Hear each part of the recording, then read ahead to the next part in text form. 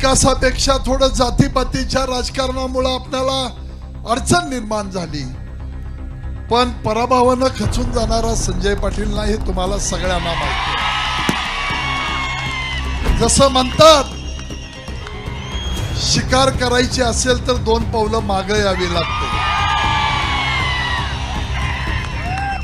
ज्यांना आपण सहकार्य केलं त्या मंडळींनी अडचणीच्या काळामध्ये आपला विश्वासघात करून आपल्याला अडचणी निर्माण करण्याचा प्रयत्न केला। 2 महिन्यामध्ये पुन्हा इलेक्शन आहे।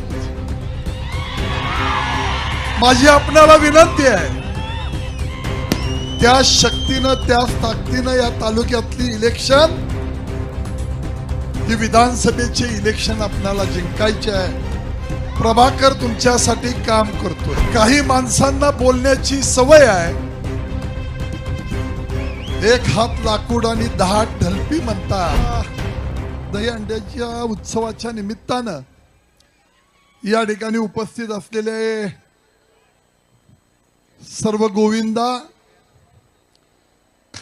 या ठिकाणी उपस्थित असलेल्या आमच्या माता भगिनी, तरुण मित्र आणि मंचकावर उपस्थित असलेले आपण सगळे माझे प्रमुख सहकारी, बंधू भगिनी आणि पत्रकार मित्रांनो,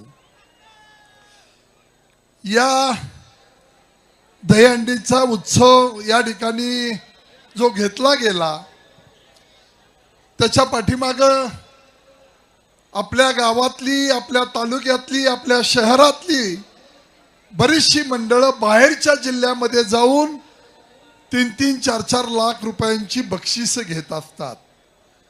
आणि अशा आपल्या गोविंदांचं, त्या पथकांचं